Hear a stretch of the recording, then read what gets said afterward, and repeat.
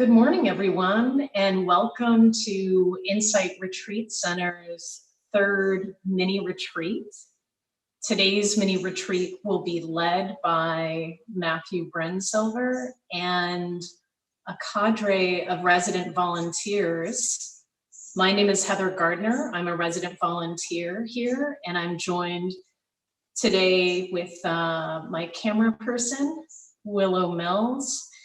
And in these first 10 minutes or so, we just like to share a little piece of IRC, the Insight Retreat Center, and hopefully connect it a little bit into your home practice. I am extremely delighted and honored to have the opportunity today to share a very sacred place within the retreat center of our meditation hall. And I'm going to walk through a couple different aspects of it and hopefully, like I said, make some connection to your home meditation hall, your home meditation corner. And first and foremost, we're here at the entrance with some lovely lavender from just outside the bells that often bring us to the meditation hall, and two lovely cabinets that were constructed by Arthur Cohen, one of our community members. So come and join me as we take a look at our vestibule here. One thing that's kind of unique on this side of the vestibule, we have some cough drops and some hearing assistive devices just to support retreatants that need some auditory support with Dharma talks and guided sits. We also have a couple different types of chairs for those that prefer to sit in a chair. And then a lot of different supports, square cushions, rectangular cushions, round K-pop cushions, my personal favorite, as well as the square cushion. Just gonna put a little plug in for that. Round buckwheat, wing cushions, blankets. We've got down here some benches that are both kind of regular and tall, and wedge cushions here as well. And often yogis or retreatants will put water bottles here. They'll hang items up. But I'm sure to all of you, these are props, if you will, that are familiar, and I imagine props that you have at home. I'll just say that the intent here is just to support retreatants in their meditation and to be able to customize it to what will support each of our bodies, which can be different at different times. And a lot of thought and care has gone into this space. So let's go into the meditation hall itself. Again, a real honor to share the meditation hall with you. And Willow may give a little pan of this beautiful space. 4 windows. Our altar space, the Buddha that's on our altar was a gift from Spirit Rock. I just learned that. And the pedestal, the altar itself, was constructed by Greg Smith, one of our community members, and the teaching platform also constructed by our community member, Bruce Friedman. And one thing that's kind of special also about the meditation hall are these soundproofing panels that are up top. So the space has kind of a very quiet, settled feeling about it, which I adore. And then, of course, there's a lot of options for different bodies, different chairs that we have along the periphery of the meditation hall. We've got, obviously the floor cushions and a bench here. and other zafus. So again, I think our home practice is also about creating a sacred space. Maybe you don't have a dedicated hall at home to sit, but it might be a corner or an office or a room. But how do we, create a sacred space for a meditation in a way that will support our practice? So it's really a treat to welcome you to mini retreat and to share the meditation hall. And one other thing I wanted to mention that I love about this space is sometimes we have owls that we can hear outside that join us in our sit. So I'll leave you with that and just wish you a really great mini retreat. And I look forward to sitting and meditating with you. Thanks so much. Great.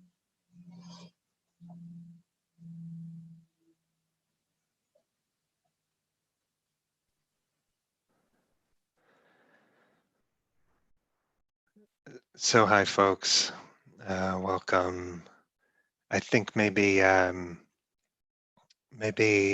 we'll just sit for a few minutes, just so people joining us at the top of the hour can arrive. So yeah, we know how to do this. Let's do our 3-minute meditation.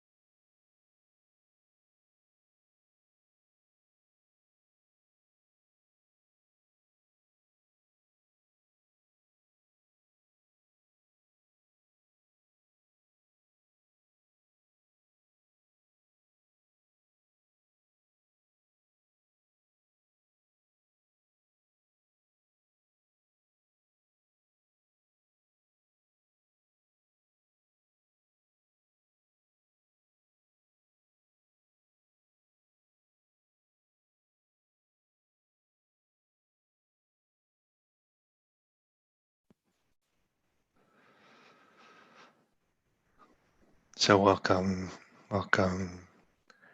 Yeah, thanks so much, Heather and Willow. There is actually like a whole team on for the, just seeing the hall and very kind of meaningful, a place I've spent some months, and so meaningful to be pulled into that field and to have Yan Lee DJing this whole thing. I'm on Zoom right now, but then it's being uploaded to YouTube, and Kathy and Lish are, caring for the chat and the post, optional small group afterwards. And so anyway, it's a whole, actually what it is, I'm realizing is we've started a reality TV show, the IRC reality TV show that is, it's going to be boring and devoid of melodrama, and but beautiful.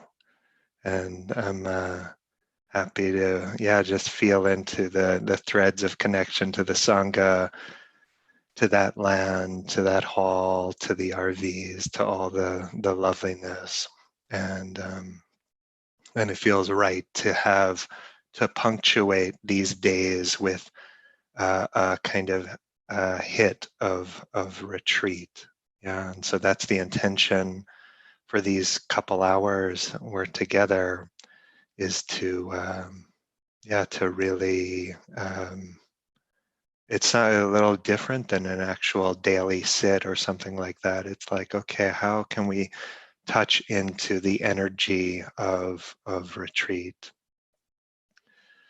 And so we, in this time, I would say, in this country, people like me, in the country at large, are being called to evolve ethically, to actually mature our ethical being. And that is a very, that's a very serious project, actually. That's not a trivial project. And later I'll talk more about that, but I want to say that meditation, mindfulness, Dharma has its place. It doesn't have the exclusive rights on this project of maturing our ethical being, but this maturation is facilitated by some of the kind of key cultivations of Dharma practice.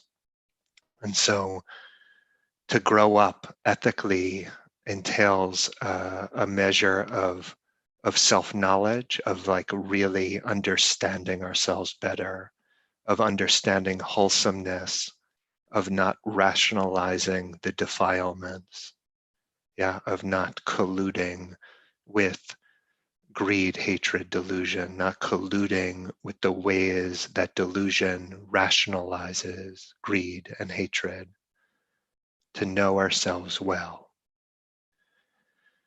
And to have a kind of intimacy with the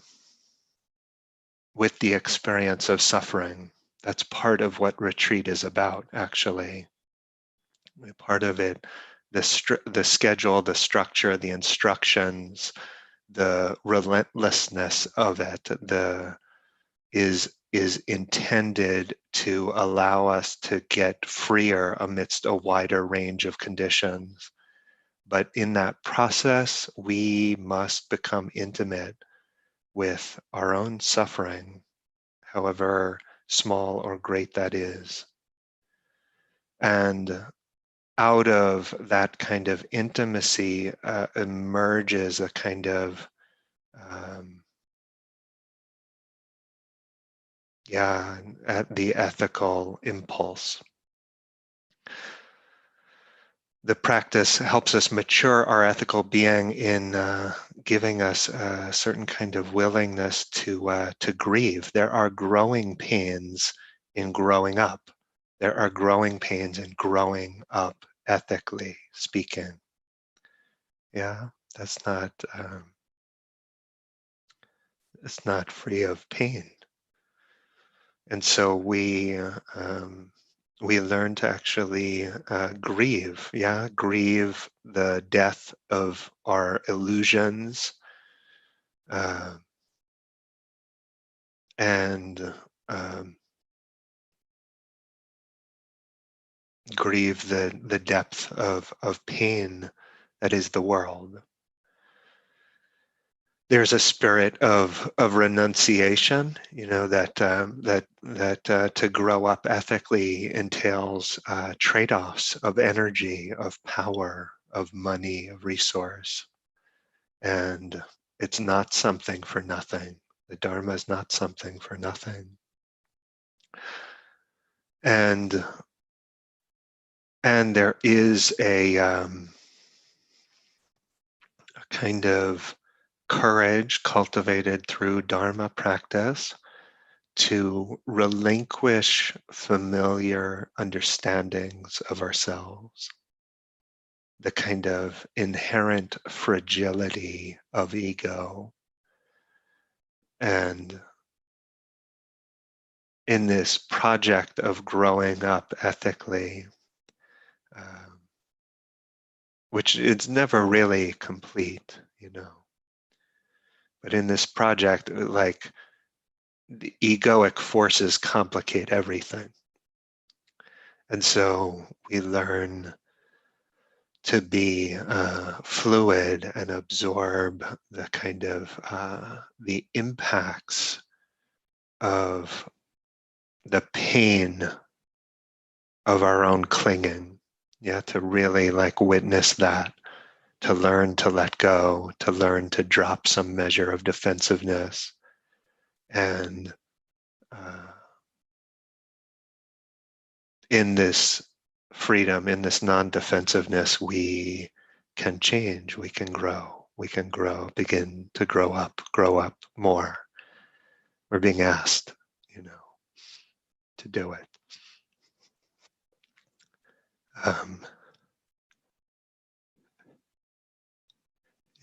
Begged to do it.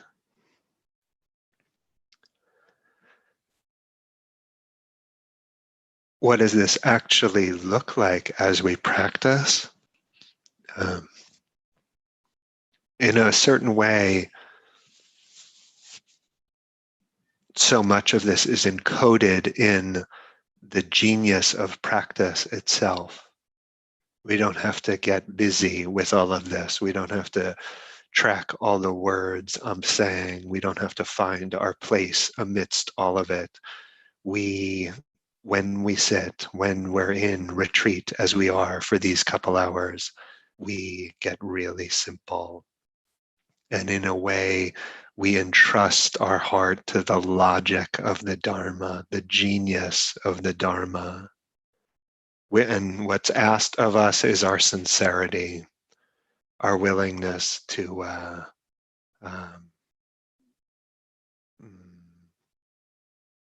allow the heart to be moved by wisdom, compassion. And so in the Dharmette, I'll share a little bit about what the role and the limitations of practice itself in this project. But for now, what we are emphasizing is all that the practice can do, all that the practice can do to support the causes and conditions that allow us to mature ethically. And so, I invite you to sit with me.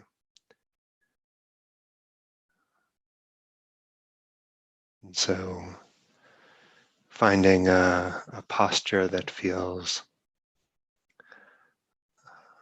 sustainable, that feels like it balances alertness and relaxation.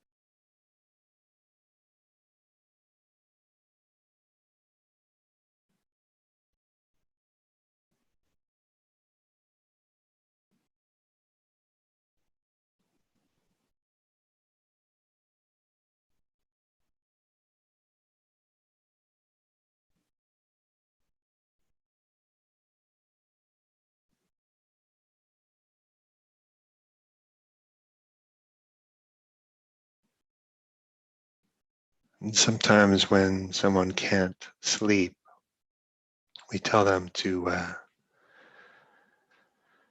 write down the list of thoughts, projects, a kind of to-do list, and get it all down on paper. And then knowing that it will be there in the morning, you just put it aside.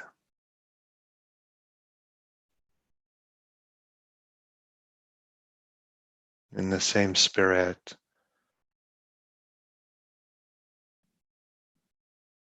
we write down all of our projects,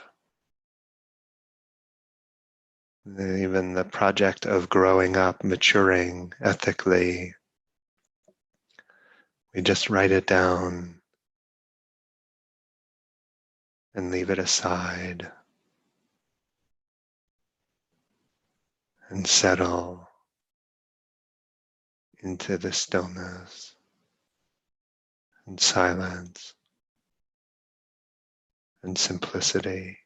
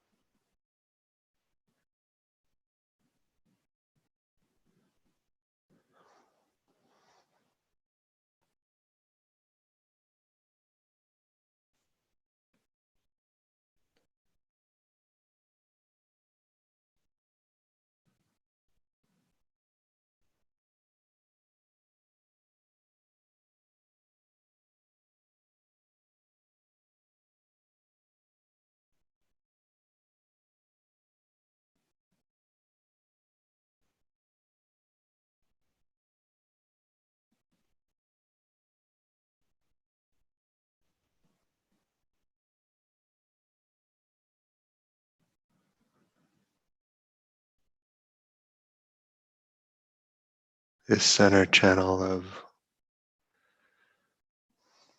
your breathing,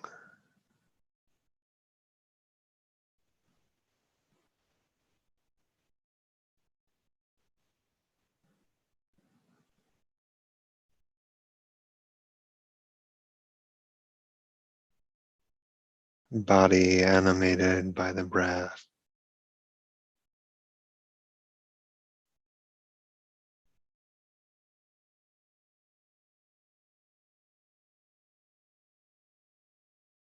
Energized on the inhale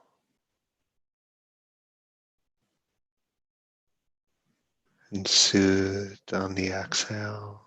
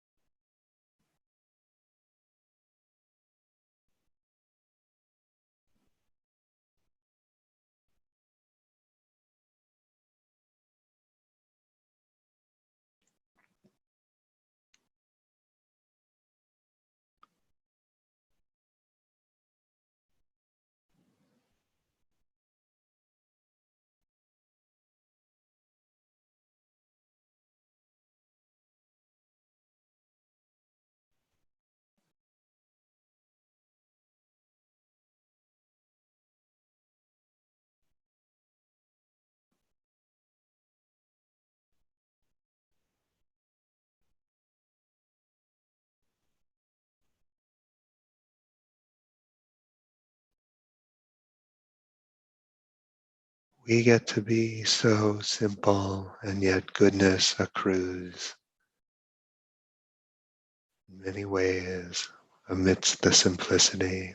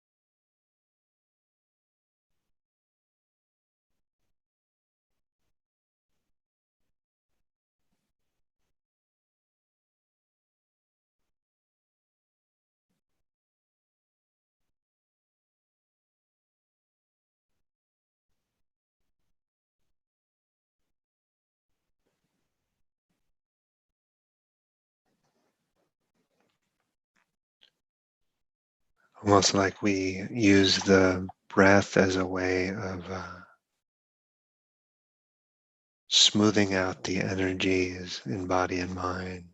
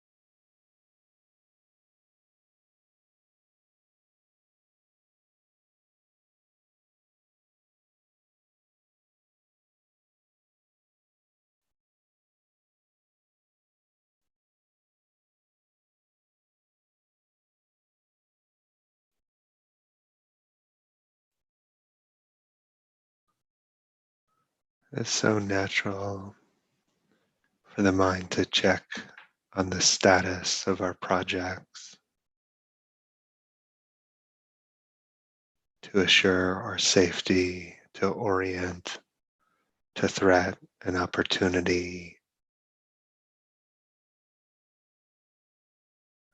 to devise our own ethical maturation.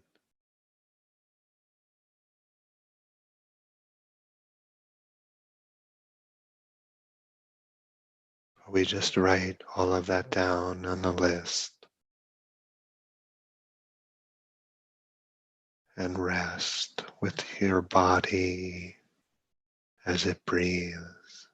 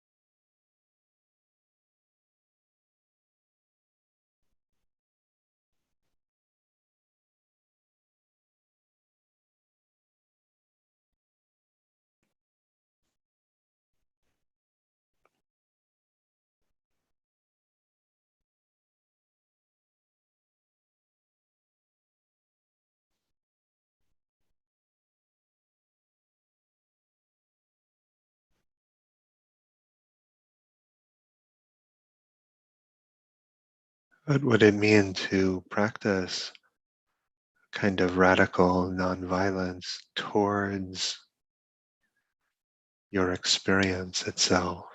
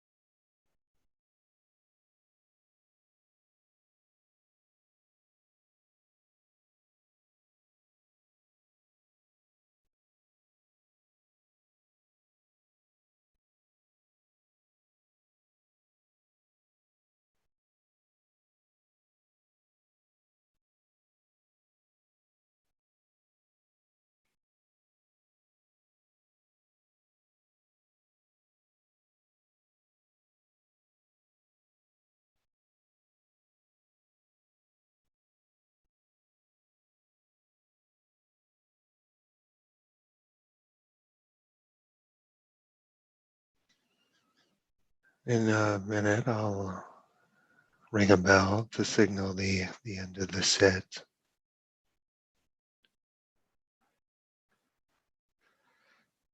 But the encouragement is to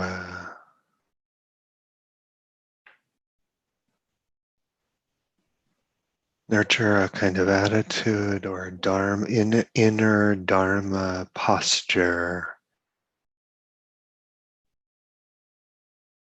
that doesn't take the end of the sit so seriously, that actually knows what transitions are and what they're not. Yes, we stop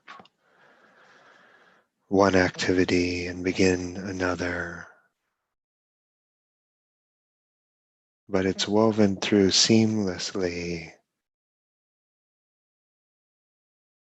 It's only ever experience arising and passing,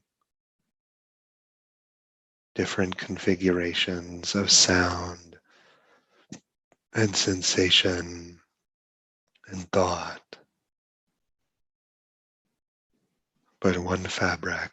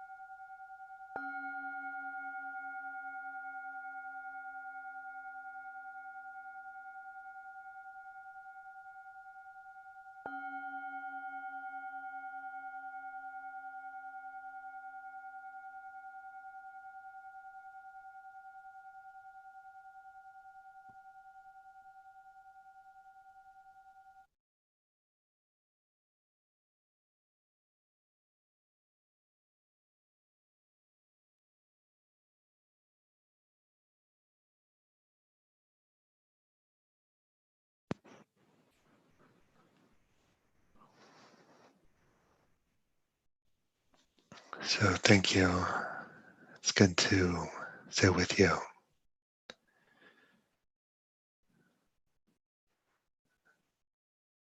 So I'll say a few words about walking practice, and then we'll have about 15 minutes or so to do some walking if you're able and not, uh, don't have limitations on mobility. We'll walk, and there'll be, I think, a view of the walking hall at IRC, and um, so just to say a couple words about walking.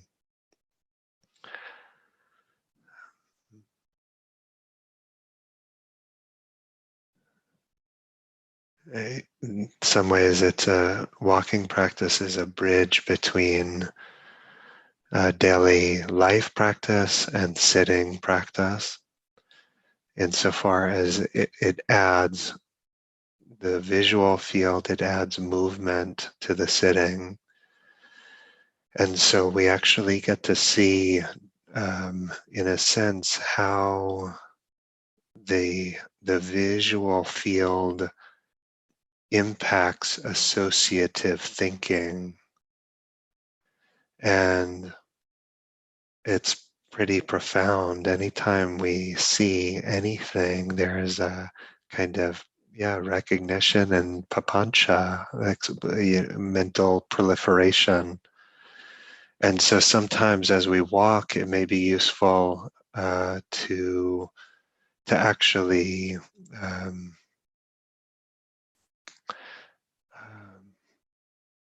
include the visual field, that to know seeing as seeing, to actually, rather than looking, to know seeing as seeing. And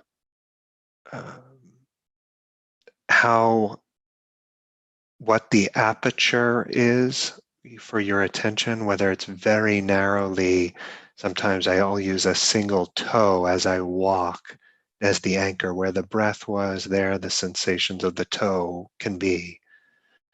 Or the foot or the lower body moving, lifting, swinging, placing, yeah. You're just really actually holding the body in awareness.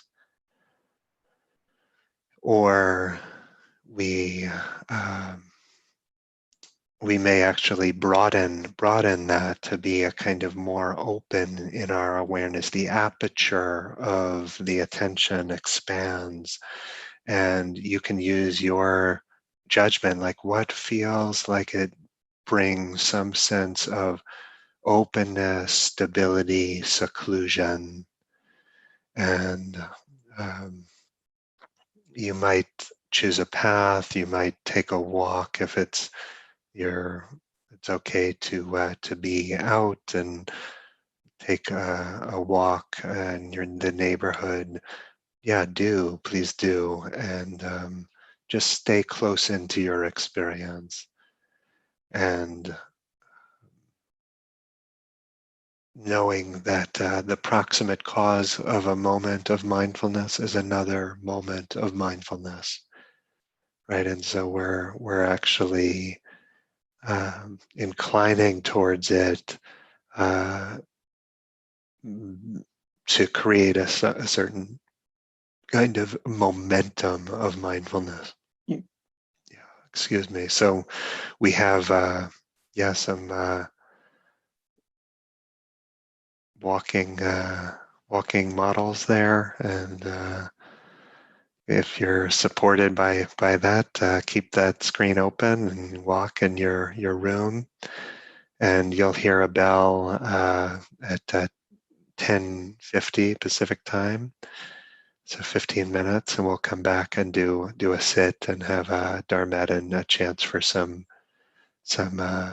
dialogue over the chat function. So yeah, thank you. Enjoy the movement.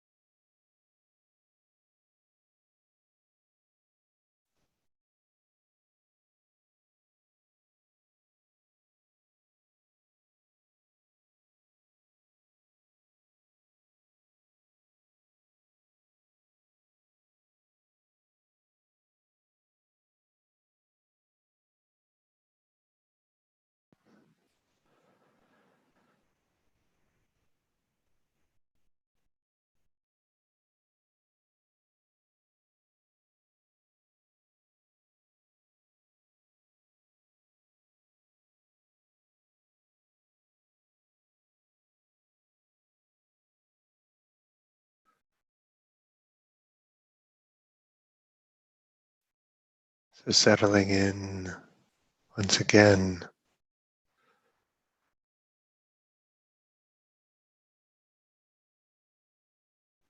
smoothing out the transitions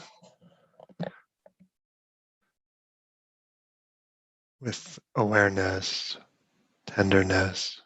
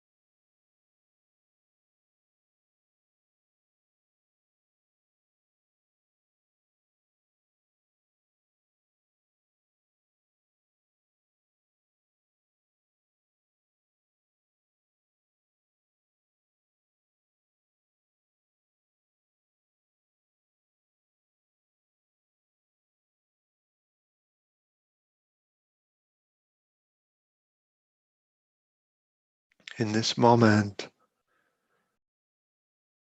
in this present moment, what arises is the past.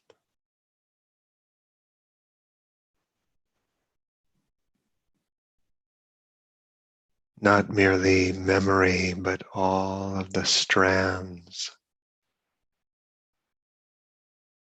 all the karmic conditions, momentum,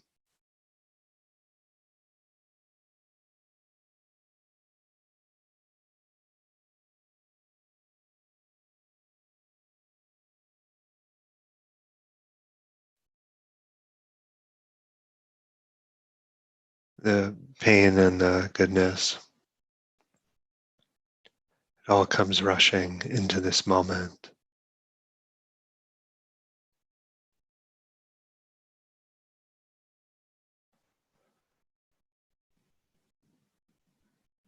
And we, with our awareness, with our heart,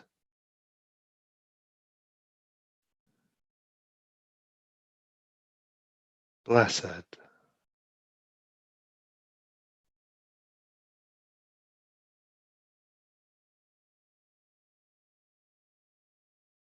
To bless something is different than condoning something.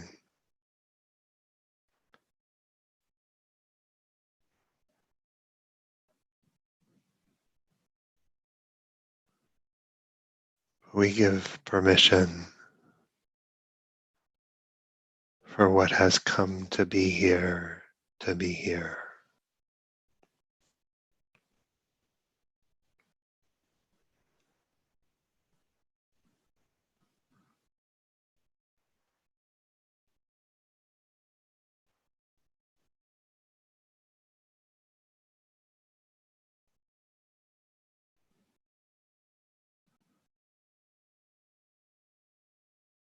This day,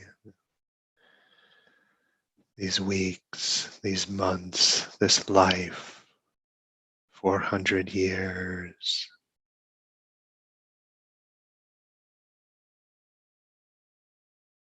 the geologic time of our evolution as animals.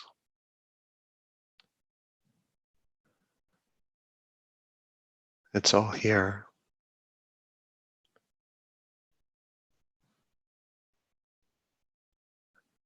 And for right now, we bless it with awareness and love.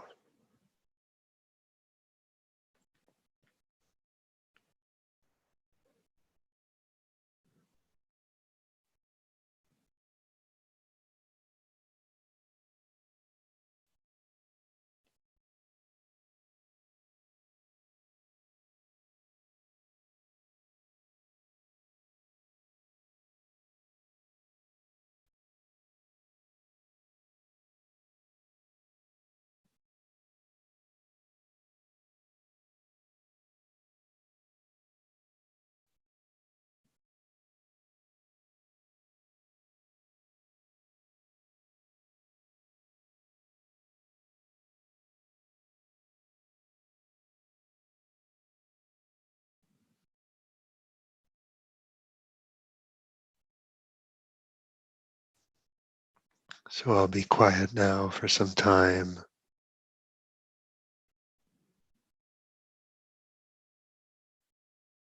In our own way, we offer ourselves the seclusion of retreat,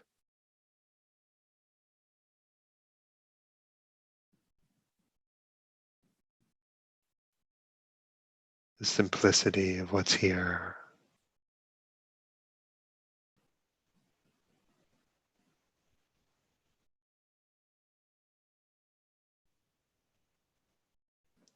The radical openness of awareness,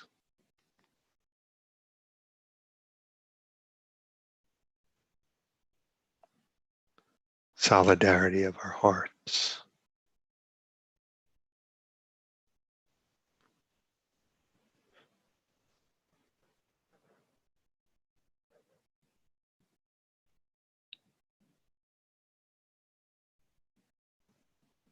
Complexities await, but it's plenty, plenty to be simple right now.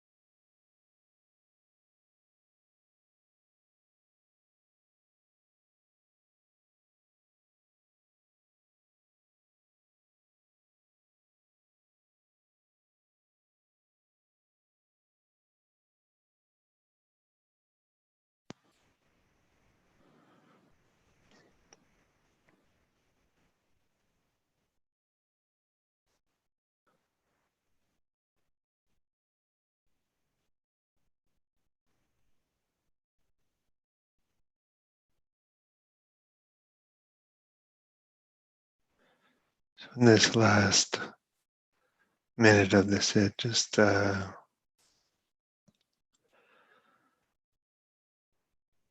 noticing qualities of heart-mind,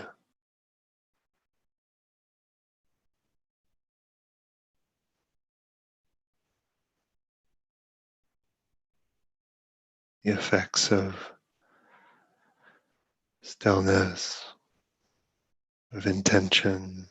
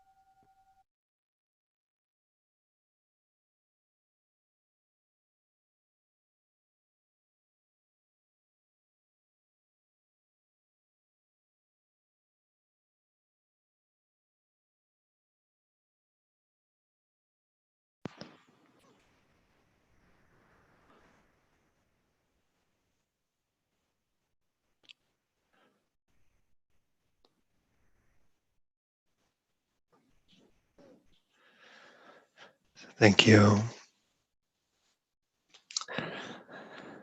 Good to sit with you.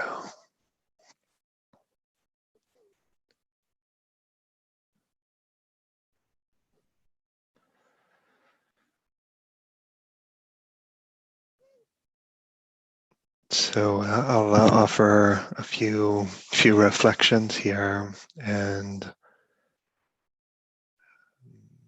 then we'll have some time to dialogue through chat, reflections, questions, inquiries.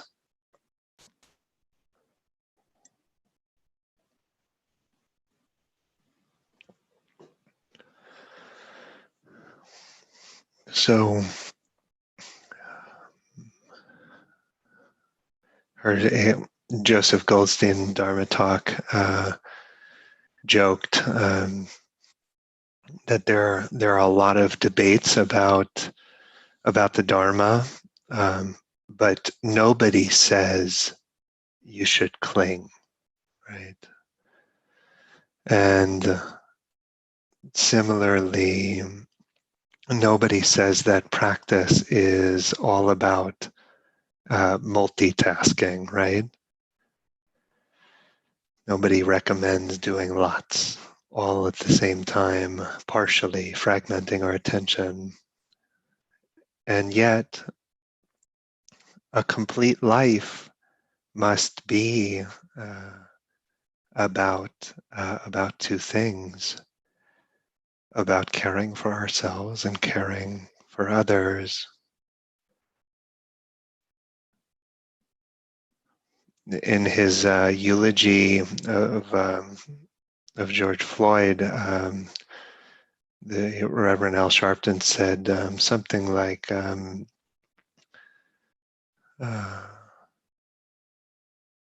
for 400 years, this country has had its knee on our neck.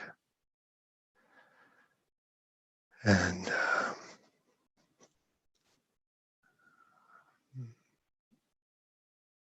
that's that just got to do something in my heart. I don't know all the things it should do or will do, but something for sure. And so how do we actually care for ourselves and others? And one answer, maybe the traditional answer, is that we're doing both at the same time. And there's some truth to that, that just doing the practice is in some important senses caring for others. But in another way, sometimes I feel like that explanation is a kind of rationalization for caring too exclusively about ourselves. And yeah, my sense is that we really actually do one thing at a time. We don't actually save ourselves, save the world or something like this at the same time. But because that leads us to try to do too much when we practice. It fragments the attention. We try to do too much when we sit. Sharon Salzberg encapsulated something quite beautifully. She said something like, when I was early in my practice, I was trying to do my practice and simultaneously make it work. And maybe we know that sense of trying to do our practice and make it work. And the wisdom comes in just learning to do our practice. And so I want to talk a little bit about the relationship between caring for ourselves, caring for others. The Insight meditation tradition, the Insight Retreat Center, the tradition in which we're in, posits that it is possible to be dramatically free. And that itself is a kind of astounding claim. And when we're on retreat, even for these 2 hours together here today, when we're on retreat, this is what we're practicing. And this body of teachings is really principally interested in the ways we participate in our own suffering.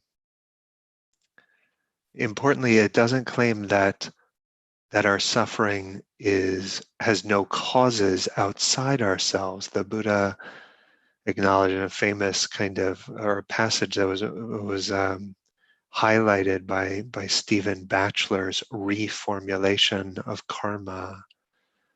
The Buddha said, well, the effects of this moment are not exclusively a function of past actions, of our past actions, and then listed in a kind of ancient medical framework, different causes that accompanying the cause of one's actions, of bile disorders and phlegm disorders, wind disorders, these things, and some 6 or 8 different causes that were listed, right? And so when we practice in retreat, we're not pretending that there are no uh, causes outside of ourself, but we are really deeply, principally interested. The dominant lens is to consider our own involvement in the cycles of dukkha, how we suffer. And so we effectively make ourselves the central problem of practice. The Tibetan saying of drive all blames into one. And in this mode of caring for ourselves, anytime there's suffering, we examine what we're doing to experience. This is the question. And being simple, putting down the multitasking, just caring for ourselves in that time is so important for developing the tranquility and stability, fluidity, flexibility that I'm speaking about. But of course, it's an incomplete vision of responsibility. But it's very useful, yeah, to make ourselves the central problem of practice. This is very useful for beginning to transform, uproot the forces of greed, hatred, and delusion. And as we do this, as we are simple in our practice, as we relinquish the kind of impulse towards multitasking, as we care for ourselves, we develop a lot of capacities that are indeed relevant to our ethical life. We cultivate courage and love and compassion, a kind of a willingness to meet experience, a confidence in equanimity, that the heart can be moved by the world, that we can absorb the kind of the buffeting of winds of experience, knowing that there's nothing to be blown over inside of us. And when we're on retreat, we care for others mostly by refraining from acts of harm. And a lot of the Buddhist ethics are about refraining from acts of harm, not doing a life of non-harming. And there's a way in which we want to articulate a kind of proactive vision, like, okay, we know what not to do. What ought we do? What else ought we do? Right? To stop at merely refraining from these overt acts of harm feels inadequate. And so this other side, out of the silence, out of the simplicity, out of this development of these capacities that are relevant for our ethical life, of compassion, of love, of courage, of equanimity, we look for ways to serve the welfare of others that feel native to our heart, feel like a kind of something we can commit to. You know, if our ethical commitments feel too taxing, we don't stay with them. And so we want to set the bar high, but find ways that feel native to our heart. And I think of Dharma practice as making one's heart into a work of art. You know, it's like all that time on the cushion, all the time walking and in renunciation, in simplicity, all the time in the streets with people, serving, trying to be a force of less suffering. Like all of that starts to turn the heart into a kind of work of art. And so much of the effort in our practice, in our retreat life, is cultivating goodness, uprooting clinging. But then there's also much effort in determining, like, how ought goodness manifest? How should your goodness manifest in the world, be enacted in the world for the welfare of others. And this is a place where our ideas, our beliefs about goodness, what it entails, are very important, because we don't give enough credit to like how suggestible we are as humans. This is part of why I think the Buddha emphasizes Kalyana Mitta, to have spiritual friends, because we're suggestible. We're suggestible. We're shaped by so many forces outside ourselves. And ethically speaking, we are shaped by the dominant views of what goodness entails. And I want to make the suggestion that we try to free ourselves in some way from what the ethical standards are, the prevailing standards of our culture are, and to really look, what does goodness entail? What do I want to give? What do I owe to others? So this is Larissa McFarquhar,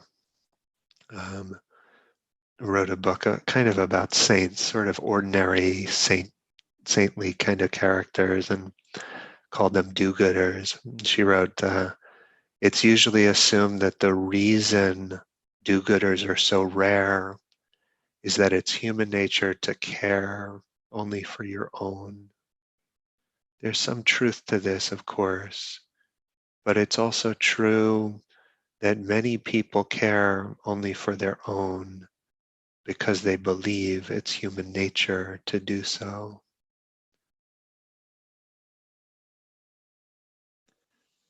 And so that kind of reflection makes me want to celebrate the Bodhisattva not as some like remote, distant ideal, but in fact as a kind of living embodiment that beckons us forth in our ethical life, so that we don't sell ourselves short, that we really look like, what does goodness entail? As we practice, we develop a kind of surplus of well-being, and it must be spent in a way. And I think for some years I spent too much of my well-being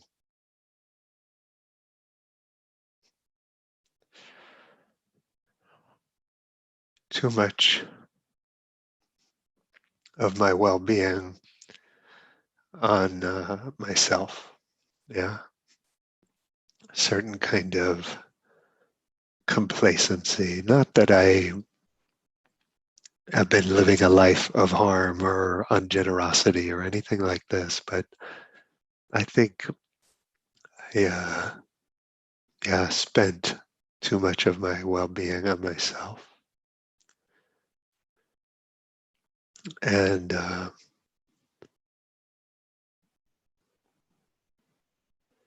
we each evolve ethically. We do our practice, we care for ourselves, we nurture the kind of hard qualities that are relevant to our own happiness and to our ethical life. And then we trace out the implications of our understanding, of our wisdom, what compassion, what goodness entails. And that is really a lifetime process. That doesn't stop. So supported by the care we've given ourselves, we find ways of tracing out the implications of it all. So I offer these reflections for your consideration, and please, take whatever feels useful and leave the rest behind.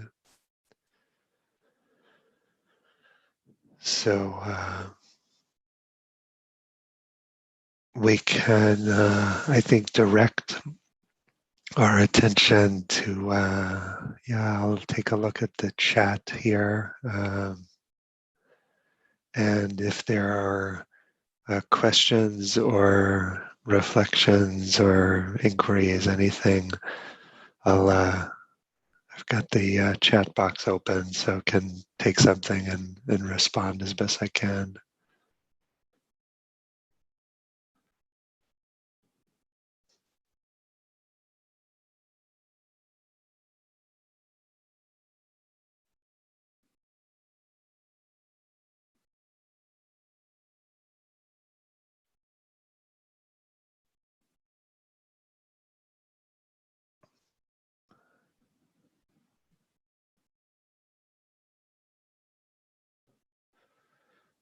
The thank yous are appreciated. I'm glad you didn't say, Matthew, you were on mute the whole time.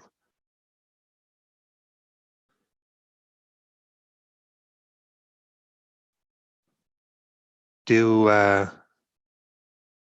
jokes come through on YouTube?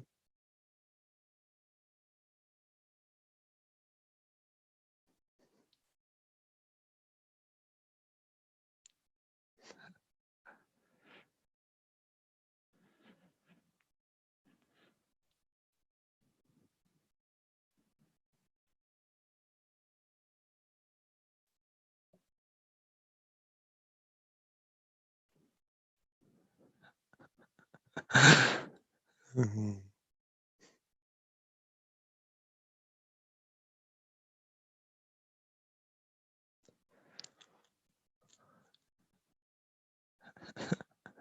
And sweet.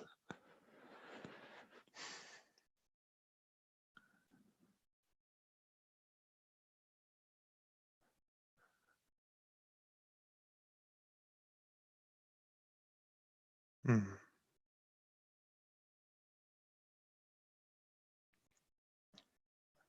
Struggling with past misunderstandings with others, knowing can't change them. Yeah. Um,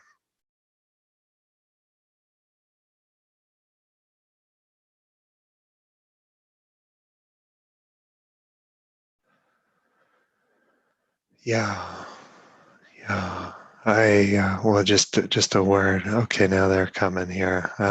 Just a word on that. That uh,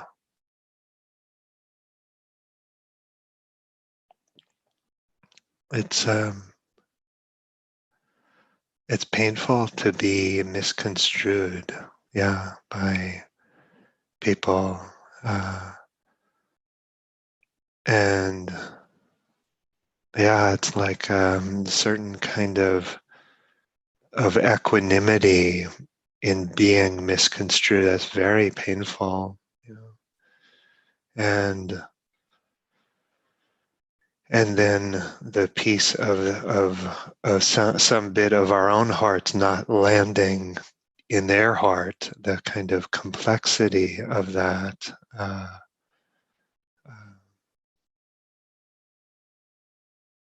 Yeah, that's very can be very deeply alienating, and sometimes that shuffles up. Shuffles up a relationship in some way, and we have to see, what's possible. What's possible. I don't give up on understanding. I try to find ways of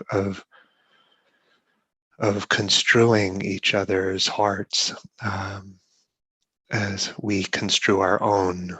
Yeah, but tricky for sure.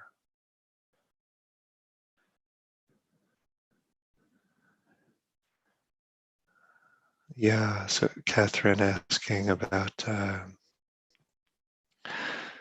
do you see anything falling between those polarities of care of self and care of others? Yeah, yeah. In a way, I don't mean to schematize this in simplistic ways.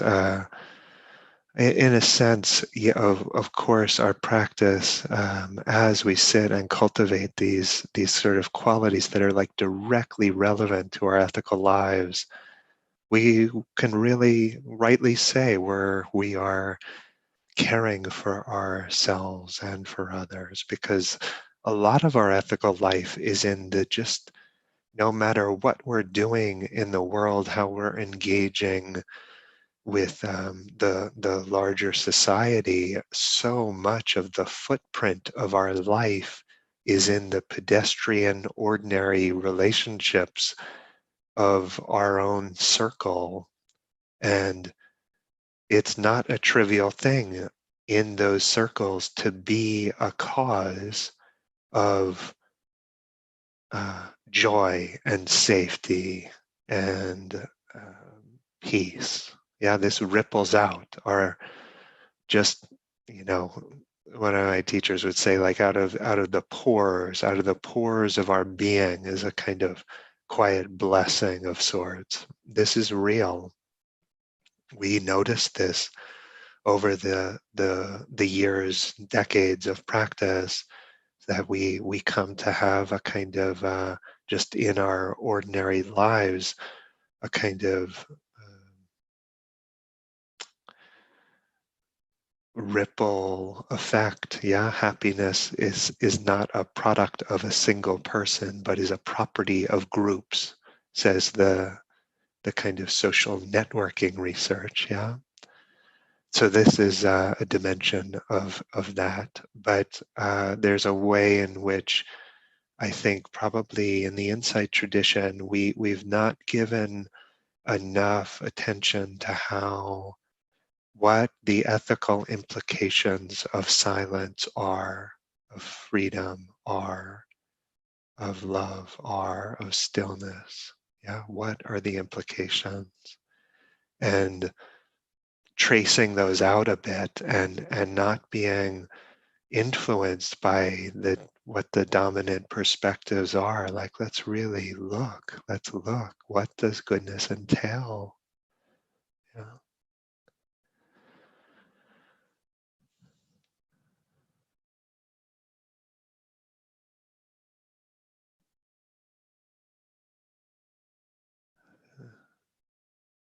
Yeah. Yeah, a sense of well, let me just read through a little in these last couple minutes.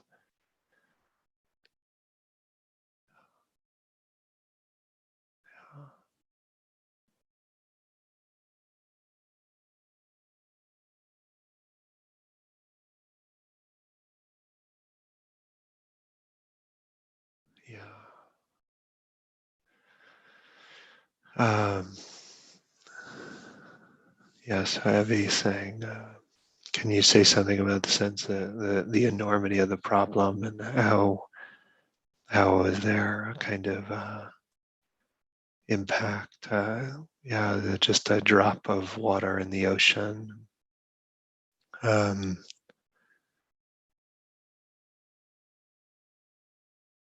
yeah, I mean, something that really stayed with me from the times I've spent with Ruth King, talking about race. Wrote the book Mindful of Race, and yeah, as she just acknowledged, this is this is a multi-generational gesture of the heart.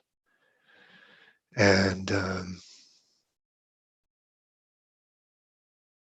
it feels on the one hand like a kind of inflection point here now, does. And there's a kind of long view, the 7-generation view or something like this. And just as we as human beings evolve,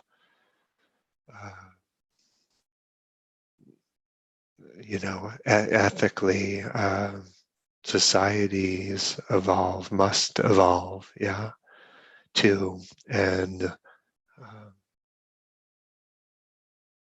so there's something about that kind of like long range vision, the way somebody plants a tree, yeah, that's intended for the 3 generations from now, yeah. It's like, okay, but it still actually has to be planted, that seed, right? And so we plant, and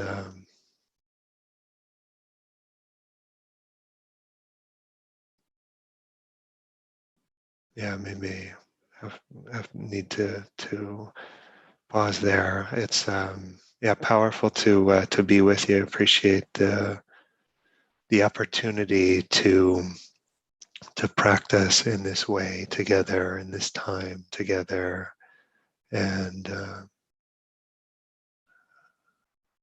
I appreciate you bringing your hearts to this moment. And so